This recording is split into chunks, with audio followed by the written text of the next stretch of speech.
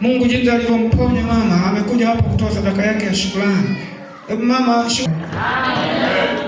namshukuru Mungu kwa kweli, aliyonitendea ni ajabu, kwa sababu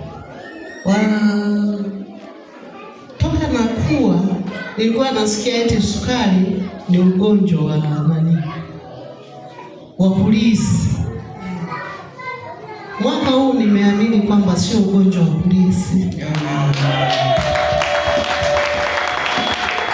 kwa sababu mimi nilikuwepo porini, mimi nafanya biashara ya samaki, nikaanza kuumwa.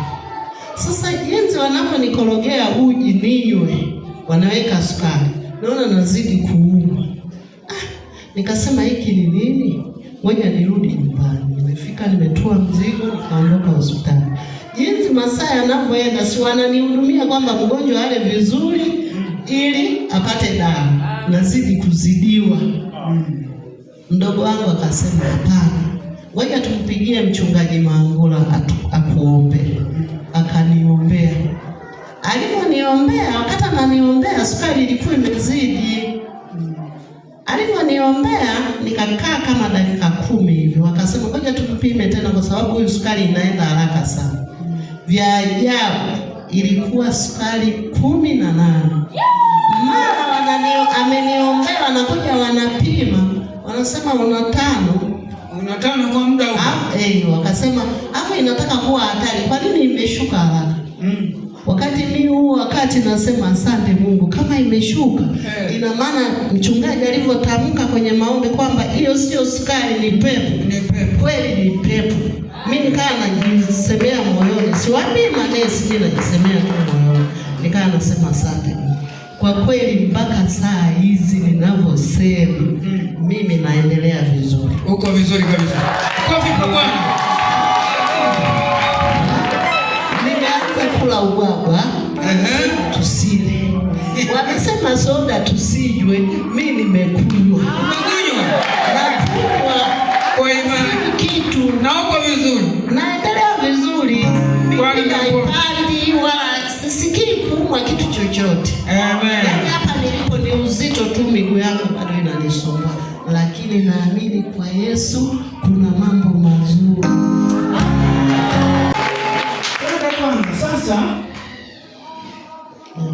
unawaambiaje watu wanaokuona sasa wenye kisukari? Manake wenye kisukari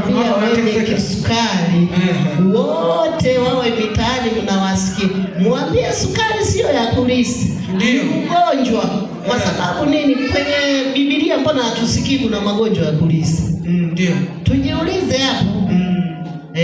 Na mimi nimeumwa, ninashuhudia hapa, mimi nakunywa soda hapa, sijajua bado mtoto yule pale anajua. Mimi nakunywa soda, nakula na ubwabwa, mimi nimepona, sijisikii tena kunywa. Kwa kweli kwa Yesu kupitia madhabahu hii, nasema asante Mungu. Halafu kitu kingine, mchungaji, na kushukuru sana. Kwa sababu mimi nilikuwepo polini kwa muda mrefu. Ulivyoambiwa mimi naumwa, ukukata tamaa, umeniombea mpaka saa hizi ninaenda sawa. Kwa kweli mchungaji huyu tumshukuru, kupitia madhabahu hii anatusaidia.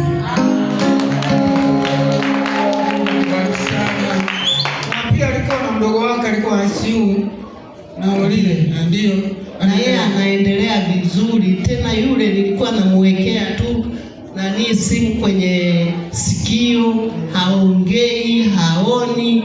Lakini siku hiyo alipoanza kumwombea mchungaji, alinyanyua kichwa, akaniambia, dada, tuko wapi? Nikamwambia tuko hospitali na upo ICU. Naomba jipe moyo, Mungu atakuponya. Akatamka kwa sauti ya chini, asante. Sasa hivi hata leo hii nimeongea naye, nikamwambia na amkaje.